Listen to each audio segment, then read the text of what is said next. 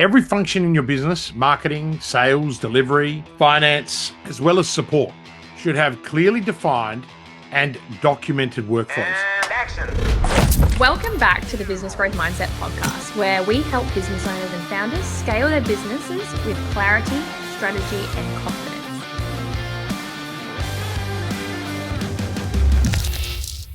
Welcome back to the Business Growth Mindset podcast, where we help business owners and founders scale their businesses with clarity, strategy, and confidence. I'm Bonnie, and in today's episode, Kristian is going to help you break through the scaling glass ceiling. Are you ready, Kristian? Absolutely, Bonnie. And how are you? I'm good, thanks. Nice day today. Cool. Let's get into it. Hey. All right. So I've got 3 questions for you today. Let's start right away with number 1. So what are the operational foundations that need to be in place before a business can scale effectively? All right. So before you scale, every business needs to have a level of stability.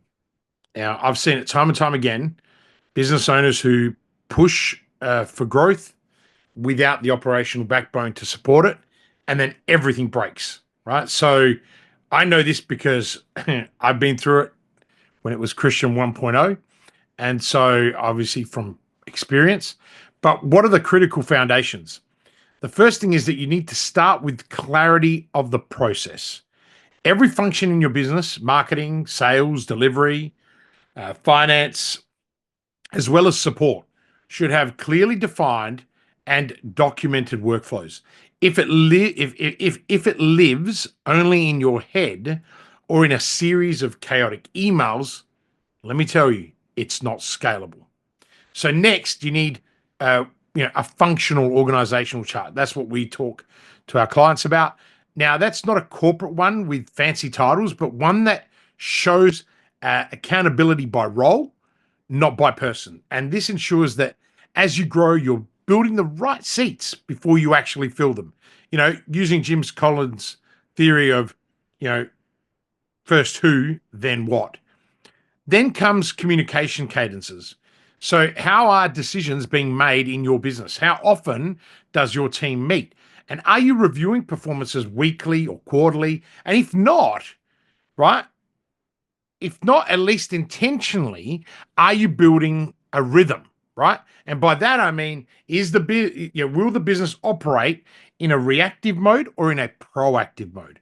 And finally, technology that actually supports you to scale, not complicate your scalability. So many people have 1,001 subscriptions to almost every single thing, thinking it's going to be the magic bullet, right, Bonnie? But it doesn't, right? And I mean, we test a lot, don't we? We're always testing because we're looking for the next thing for our clients to benefit from. So what I would say to people is choose tools that integrate well, reduce any manual work, and are future focused. So, in terms of a framework, I like to use the 3 S's, which is stabilize, systematize, and scale. And by that, I mean stabilize the foundations, systematize the key workflows, and scale with control and consistency, Bonnie. So that's how I hopefully I've answered that question with some insights for our listeners. I think also it kind of like the way you've broken it down touches on also how to make sure you're performance managing your team to make sure they're actually performing in the way that they need to and giving them the extra support if they aren't meeting what your expectations are. Absolutely. And I think one of the we key should things also make sure we grab the link to Jim Collins's book because you got me to read that at some point. I can't remember. Is it Good to Great or? Yeah, Good to Great. Yeah, that was a game changer for me. So I think we should jump that in the show notes as well for everyone. Absolutely. And I think, Bonnie, by the way, I'm almost certain that your 10-year anniversary is coming up. It is. It Your is. son is 10, and I think I started That's working right. with you. That's right.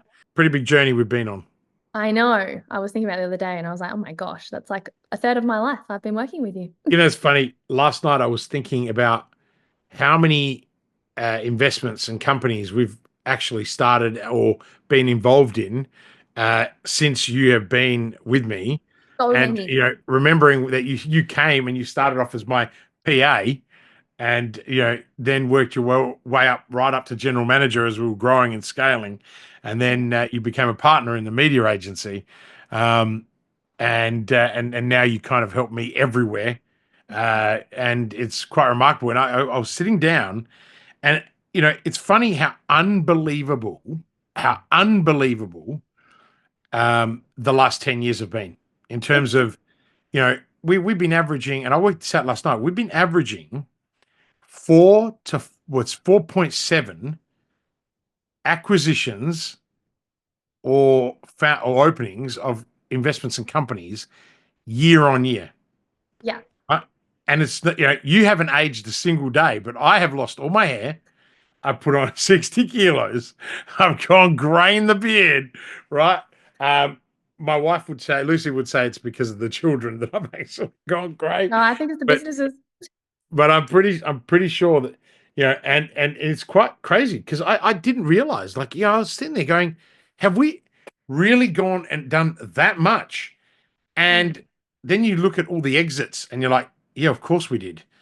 And when I was doing that, and I think this is relevant to our listeners who are looking to scale, everything that we do at the Business Growth Mindset, and by the way, it's business growth mindset, it's three key components into one brand name, is that everything we test in real life, we then teach our clients. And before, it was all one-on-one work. Yeah. 7 years ago when we launched it, it was one-on-one. And we had 15 exits back in 2019. And it was quite mind-blowing. And so, yeah, as I said, I was just really reflecting. And then where we've really escalated and scaled has actually been in the last 2.5, 3 years, Yeah. where we've gone to group Yeah. advisory. And Fantastic. it's just been like the number of clients as well. So it's not just the number of businesses that we're involved in, it's the number of clients that we've served, which is, and I think someone in the team actually was sitting there adding it up, and it's 1,400. Yeah. Like, Huge. it's crazy. And we're represented in 19 countries. 19 countries. And you know what? It still blows me away because it's funny. I sit there and I go, it is actually unbelievable to a common person, even a business owner, right? That has ever owned one business. The thought of being involved in 47 in 10 years is just ridiculous. But I think also people often think of it as such a surface level. If you've gone and been like, I'm going to found like start all of these by myself from nothing, when it's obviously ridiculous. That would never happen. You'd obviously go, oh, you've got a great idea and you need some help. Let me help you get there. We'll do it together. So it's probably also absolutely. the way people frame it up. It makes it sound like it couldn't be a thing, but they're just not understanding the different Well, ways. I mean, I remember when I met Brad Feld and at the University of South Australia, he came to give a presentation, and he's one of the guys behind Techstars, and he was teaching us and a whole bunch of angel investors his model of investing. Yeah. And he does 10 investments a year minimum. He's got a budget for it. And so I took that on and I was like, wow. And that was like 2018, 2019. And so that's where the scaling has just gone berserk.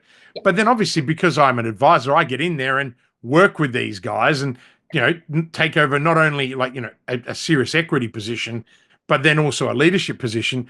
And, I think what we've got to do one day is actually talk about how we do it, because I think it'd be really neat. And by the way, I'm not encouraging any of you crazy listeners out there to do exactly the same, but I want to just reflect back on the points I just made, the 3 S's, right? So stabilize, systematize, scale. You cannot do any of what we're talking about without without the foundations that are stable and without the systems, right, for the key workflows.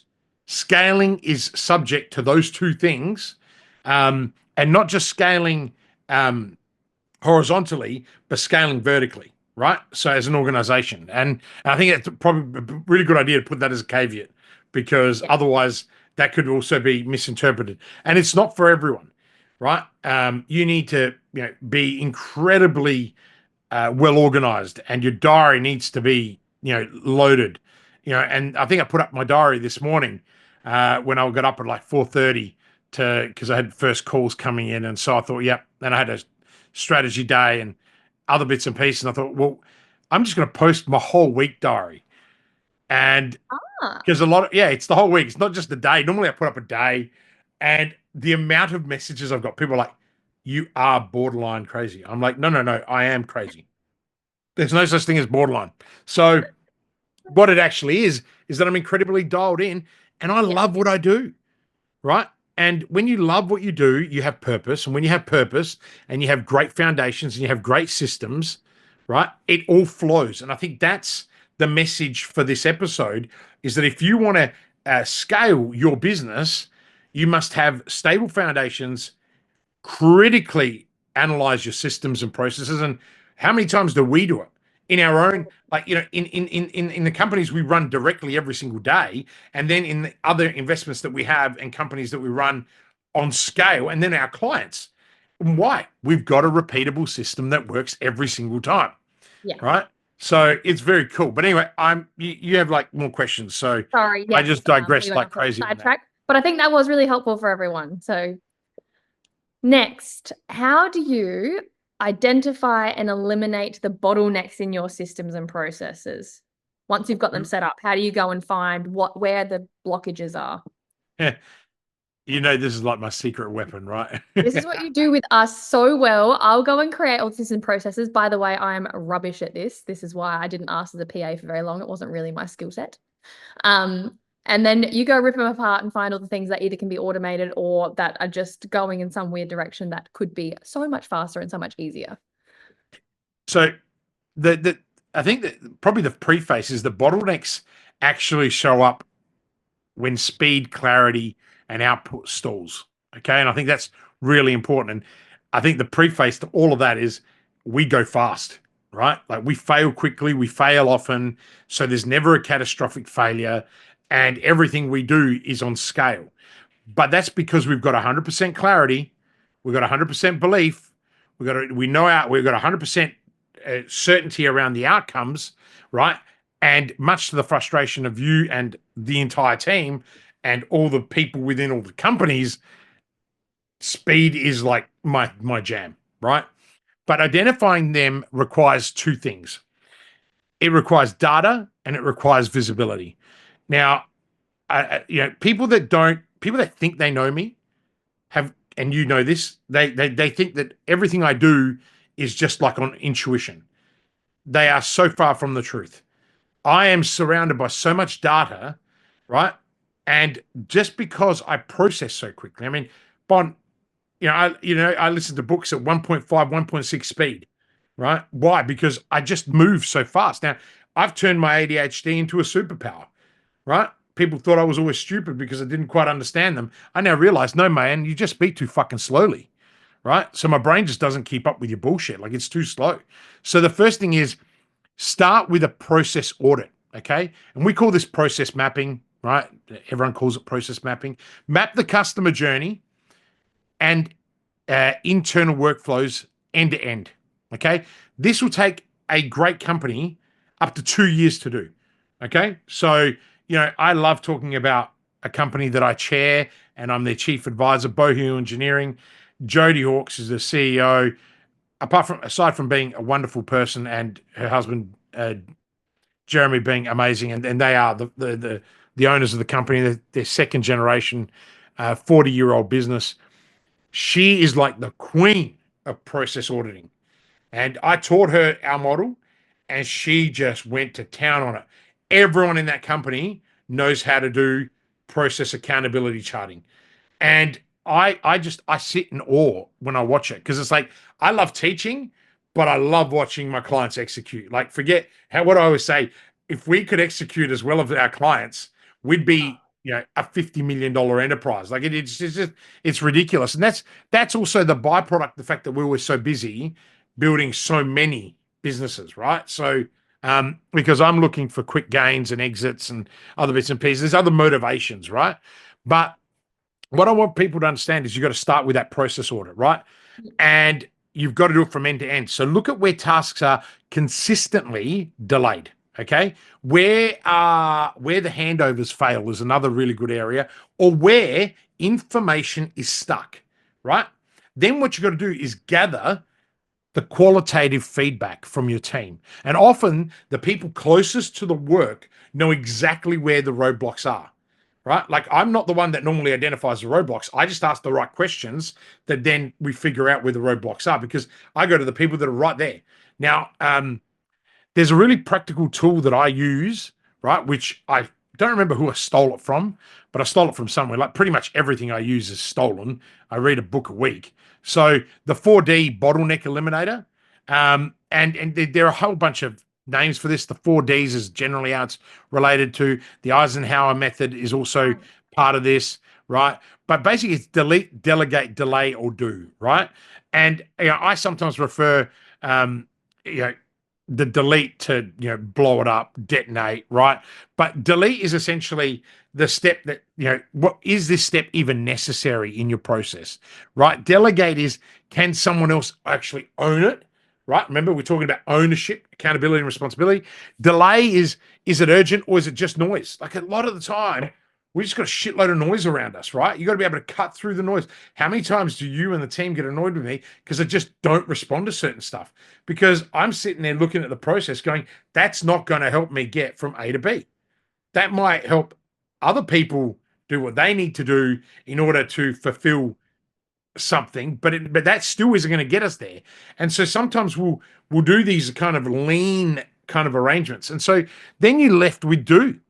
If it must be done, can it be automated or templated is the question I ask myself.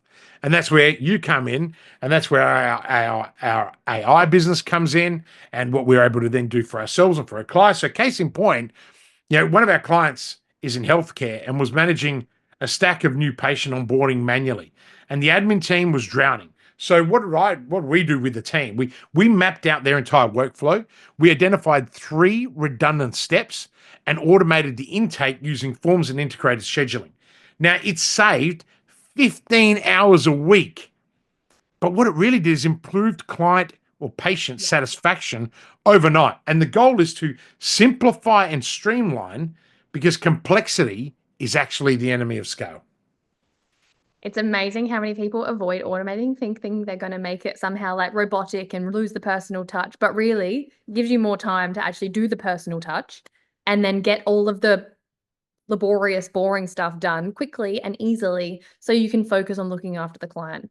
That happens all the time. People think that they're just going to turn into robots and it won't be a nice experience, but it's always so much better. I think people are scared. They're generally scared. And one of the things that we do, I think, really well at Growth School, in particular, is that we allow people to overcome that fear. Yeah. I think that's the big thing. Like, when we teach them new stuff and the WhatsApp group blows up on a daily basis, whether it's a client win or whether it's a collective question that has to be answered. But when we deploy systems and processes and we help them, there is just no more fear. After like a month or 2 within Growth School, people are like, this is normal. This is chaos. And that's why, because we embrace chaos. And the moment all of a sudden they're like, our little slip ups when we're getting things in place, like we have them, we're like everyone else. We're going to have a little error from time to time when we're like, oh, this new software, let's install it by the end of the day and just make it work. It's going to happen. And they see that happen and go, oh, right. Like Nike makes these mistakes. If Nike's going to make these mistakes when they're putting something new in, of course we all are going to. It's not the end of the world. Don't do nothing because you're worried about making a mistake. Absolutely. Great advice for our listeners. Beautiful. All right. Last question. Otherwise, I'm going to keep you here all day. What are the best ways to create scalable systems that don't rely on the business owner, which I think you've struggled with in the past and you've cracked through it mostly? Look, some advice knowing everything you've learned over the past few years. Oh, Bon, that's a tough one. That's a tough one. If you're in business, right? Well, let me just reframe that. If your business can't run without you, you actually don't have a business. You have a job with overheads. Okay. And I learned this really early on in my career, and stubbornly, I also failed to adhere to it. I've gotten better. I dare say that I've gotten better because you can't scale and grow at the rate that we have, like 4.7 business. I mean, that number still blows my mind. And then exit the amount of times unless you've got that clarity, that belief all the time. But if you are bottlenecking shit, then you're not going to be able to get one business off the ground. And that's where I think it's so unbelievable, the notion of how fast we can go, right? It's also, though, we've got a fantastic team. Let's also put that. We've been talking a lot about systems and processes, but we've got a great team. Like you've been longer serving, but the next But I people think are like that's 3, 4, down. 5 years. It's not, pardon? I think that's down to the systems as well, because we always make sure we know which tasks or which roles and accountabilities belong under a certain role. So then we can fill that role effectively. Whereas lots of other businesses, they'll go, oh, you're good at IT. You could do all of the IT for all of the things, even though it's nothing to do with your role. Or, oh, she's really friendly, so we'll put her on the phone for anything phone related. It You doesn't know, make we any don't do sense. Like, it's not, that. everyone's stepping on each other's toes. No one knows who's responsible for anything. Like, it's just super confusing. So I And I think think, having look, systems has allowed us to build a good team. yeah, and I think one of the things that we've done really well, and we try and demonstrate it, and hopefully I'm going to be able to give it an answer, is that to remove yourself, and I mean even you, right? Like when we put you into the media company, and then you became a partner in the media company, and now you're back working as group marketing manager because there's so many entities that we have to market and drive. When we had to move you out of that, we followed this exact same thing. So what we did is we looked at all the systems and the structure, not just the SOPs that were kept in some kind of dusty fucking Google Drive, right? So what did we do is we created what I think essentially, again, I don't know if I created this or if I stole it. We've been using this for a long time. So if I don't remember who I took this from, that's okay. But I'm going to acknowledge that I'm not sure if I stole it or if I created it. But I don't think it was actually called the Freedom Framework. I think I kind of called it that because I also wrote about it.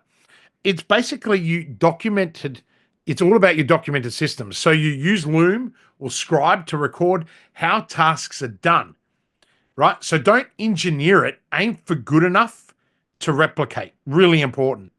And I think where we really nailed this is when we launched the outsourcing company 4 years ago, 4.5 years ago now, almost 5, because we were trying to solve our own problems and went, oh my gosh, what do VAs really need? And all the VA companies sucked. Remember, it was like they weren't looking after their people, they weren't paying them well, they weren't training them.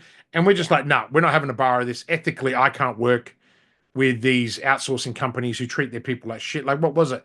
They weren't paying sick days. They were forcing them to drive to, through Like going typhoons. outside when she had a Oh, baby, when there was a typhoon and the power lines were down. That's when I blew my lid. yeah. And we're just like, sack the company. And I said to Adrian, let's start one ourselves. And he's like, you're crazy. I'm like, no, I have a need for 5 people straight away. So, then we've just scaled like a crazy over the last 4 years. But what did we actually do? So we used that whole thing. We documented every process and we still do it now. New client comes on board. We get them to document every little thing they want their VA to do in terms of calendar management, any administrative tasks, whether it's social media management, whether it's even more specialized e-commerce stuff. And then we manage them and support them and check in on them and give them everything that they need and the support. So they feel like they're part of a bigger organization. And so they stay. And we've got these loyal, hardworking team members all over the world. So the second thing you got to do is you got to define the outcomes, right? Your team doesn't need to do it your way. Really important. I struggle to teach some of my big CEOs and as a chair to some of the big companies that I work with. And like, I'm just like, guys, they don't need to do it your way. Okay. Like it's time for you to let go. We're no longer, 10 million. We're going on to 20, right? Yeah. You're still holding on for dear life. And when I started with you, you were 2 million. And so it's like, come on, you got to work with me here. They just need to deliver a result, Yeah. right? And the result that you want. So clarity of outcome gives them the freedom to own it. Okay. Yeah. The third thing in the freedom framework is to delegate decision making, right? Now, what you got to do is you got to set parameters for your team to make decisions. You got to define what they can act on, what they need approval for, and where they should escalate it, right? And start with your purpose and your values, right? They are the best boundaries in the world. If you've got really clearly defined values, they are the organizational boundaries. And the final thing is you've got to have a dashboard and you've got to have KPIs. I mean, I know, I know. I ask for 1,000 bits of data all the time, right? And it drives everyone crazy, but it's the only way that I can make those decisions. So what gets measured gets managed, right? So what you got to do is you got to build a weekly scorecard and you got to review it religiously, okay? All right? And then finally, just don't forget about culture. If you want people to step up, you need to step back. Empowerment isn't a policy, right? It's a mindset that you have to model. And so, what I'm going to leave uh, everyone with, I'm assuming that's the third question, That is is it. what you've got to do, ladies and gentlemen, is you've got to build for replication, right? And what does that mean? That means that you have to ask yourself, if I had to do this 100 times, how would I make it easier? Yeah. And that's kind of the 4-step framework, the freedom framework. Love it. Well, thank you so much. I don't think I have any other follow-up questions from there. So let's wrap it up. Thank you, everyone, for tuning in to this episode of Business Growth Mindset. If this episode gave you clarity, take the next step and download the Freedom Framework we've built for scaling. It's packed with tools that you can implement immediately and will be available in the show notes. Wait. Are we actually going to give it away? Yeah, I'm sorry. I've already said it. So now we have to. Too bad, so sad. Crap. I better go and make it a bit prettier than. All right, we'll try and get something out of it then. Everyone, don't forget to share this episode with someone else in your network who might need it.